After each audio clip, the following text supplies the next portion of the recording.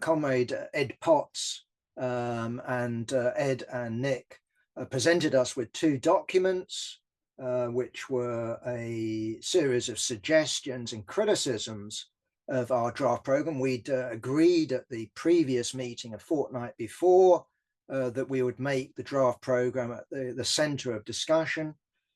So although I didn't have any time to consult with Mike McNair, who's the other comrade representing the CPGB in these talks, or other comrades on the PCC, let alone the membership of the CPGB, I at least had an idea of what the comrades' objections were. And some comrades have expressed their surprise at these objections. And I sort of share that on some level, because I know I've been through this before, but it's worthwhile repeating. The first meeting I attended, I went in with a pretty heavy heart because I was being, we're going to have an education program and we're going to deal with the MUG, the Marxist Unity Group in the United States, their induction program. And I was going, well, yeah, okay. Worthy, but yeah. And then I heard the comrades from TASS and I heard the comrades from Prometheus say, we're not interested in an education program, worthy as it is. What we're interested in is fusion. And I went, good God, this is really great. And so hence my, spring in the tail over these meetings. But precisely, looking at it from the point of view of Nick and Comrade Ed, here you are in terms of who you want to fuse with. They've got a draft program. They've got a stress on democracy. Their program emphasizes and always had accept as opposed to agree. They've always criticized other sections of the left for having a confessional approach to politics, that you're almost meant to have something at the equivalent of the Church of England or the Church of Rome and its catechism, that to be a member of the Church of England, as I understand it, I was never confirmed. I went to a Church of England school. Don't they have something like 39 articles or something like that you sign up for, that you believe in the Trinity, the resurrection and virgin birth? I don't know. Either way, you're meant to sign up to it. We don't take that approach. But what we do have is a draft program that's definitely designed for the now, but is also designed for the future. And our model is the classic programs of social democracy, Germany, France, Russia. Our model is the Bolsheviks, 1919. And this is about how do we go from today's conditions to the conquest of political power. That's what our program is about. So it's about not only what comrades are being asked to accept as the basis of joint activity today, but also, is this strategy realistic in terms of taking us from today's capitalism to the point where the working class can unite itself and come to power? And that's the point of our program. That's the point of the program of Marxism. So the classic programs of Marxism don't begin with belief.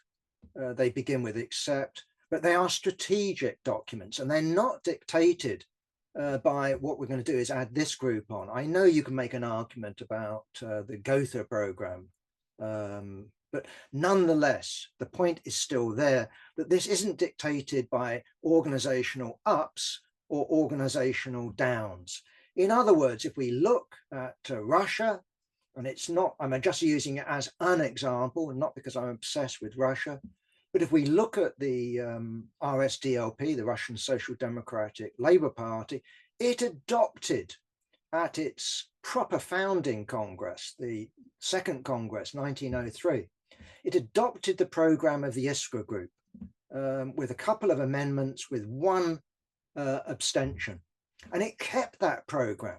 Both wings of the party adhered to that program all the way through until the Bolsheviks, Russian Communist Party, rewrote the program in 1919.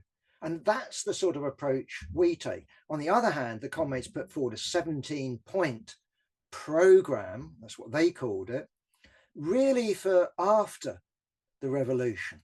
This is when you have a Communist Party government, and they talk about Soviets, or they allude to things like Soviets, but also they come out with something we're meant to agree with, that says, and when you come to program, you do talk about dotting the I's and crossing the T's. You have to be exact in terms of language that you use. They begin with the idea communism is democratic. I know what they mean, but this is what they say. They also end that particular formulation, which is formulation number 14 of their 17 points, with the statement, we oppose all dictatorships.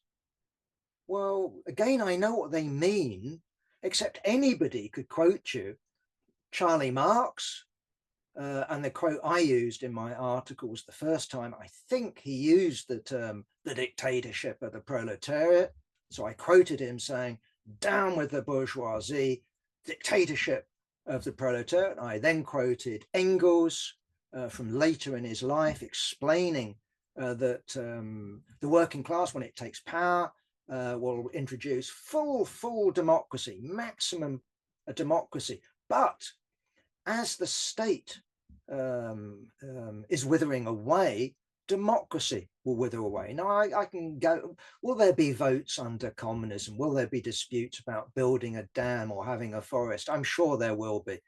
But we're talking about the state. We're talking about armed bodies of men to enforce people, to enforce those decisions. Either way, classical Marxism says that democracy itself, a form of the state, will wither away. So you have a semi-state that withers away. And I finished it with good old Vladimir Ilyich in State and Revolution. They would have been kept out of this new party because they would have to agree to it. Well, okay, they're dead, but I would be kept out because hand on heart, I couldn't say that I agree to that formulation. And the other problem, I think, with the comrades' formulation is, as they say, that this would be acceptable. I can't remember the exact list, but the Socialist Workers' Party, the Alan Woods rebrand, Socialist Alternative, I don't know who else. And the problem is, okay, it would be acceptable, but what you lose is political democracy. What you put yourself into is another version of economism that talks about the working class fundamentally in relationship to the means of production, seizing the means of production. This is what's important. Yeah, communism is democratic, but do you fight for it now? Do you fight for extreme democracy now? If you don't fight for extreme democracy, either you end up tailing the liberal bourgeoisie or the petty bourgeoisie, or you actually say that this stuff isn't important and only, it's only socialism and the future that matters. So what do you say about Scotland and Wales? What do you say about the women's question now?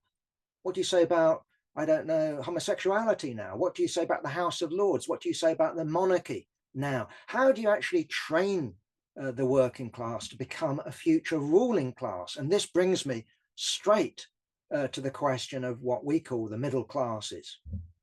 In Britain, according to government statistics, there are something like 5.5 million small to medium enterprises. That's people employing from 0 to 49 people. As a rough number of, heads of households, if you can use that term, that is the petty bourgeoisie, that's the middle classes in some sort of sense. But also we need to think, and as we've argued, that we don't just think in terms of the breakthrough happening in Britain. Yes, that's the territory we're fighting on at the moment, but we also think about the breakthrough happening on a European scale. So what about the French peasantry? What about the German peasantry? What about the artisans in Europe? Certainly when it comes to Western Europe, who've been artificially maintained by the state as a counter-revolutionary bulwark. What do we say about them? And the comrades were arguing, well, what we do because they employ somebody, you know, from 0 people to 49 people, we've got to look after the 0 to 49, and therefore we nationalize them. So that means, you know, my next door restaurant, that means the barber shop over the road, that means the newspaper shop who employs a couple of guys. That means my local plumber who employs a number of Poles, etc., etc., etc., etc. What happens, you know, in terms of our strategy, if you're telling people that when we come to power, we're going to take your businesses away from you? I don't think they're going to become allies of ours. I think they'll become opponents of ours. And they become, in that sense, then a self-fulfilling prophecy. Our approach, on the other hand, with very strict limits, is to say we will defend these people against big capital, against the banks, against the state. We want to win these people. So, for example, when it comes to the inheritance tax issue, we're not just going to go along with the government. On the other hand, we're not going to say to hell with small farms. Let's put them into big farms. Let's have, you know, universal agro-industry. No, we actually want to win these people. Now that goes hand in hand with trade union rights. That goes hand in hand with limits on hours. That goes hand in hand with the pay question. So these are the limits, and that would apply both before the revolution and after. So this is not unqualified. This isn't us, you know, being the party of the middle classes, but it is us being the party of the proletariat that is saying you have got nothing to fear from us.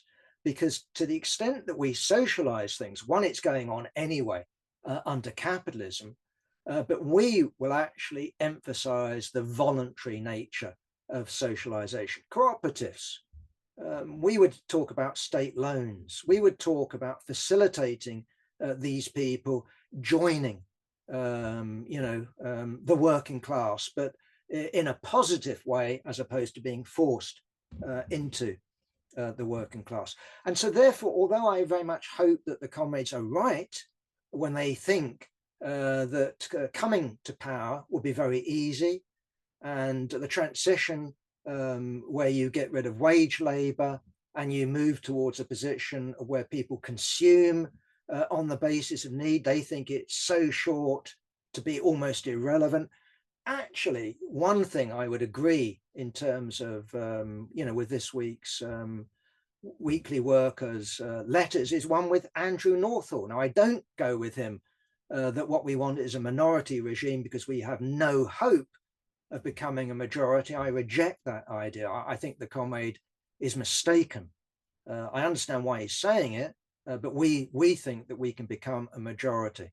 But where he's right is that we've not only got property to deal with, we've got human beings, and human beings will take time in terms of a transition from a capitalist mentality of where we talk about looking after, number one, our family, our friends, and sod the rest.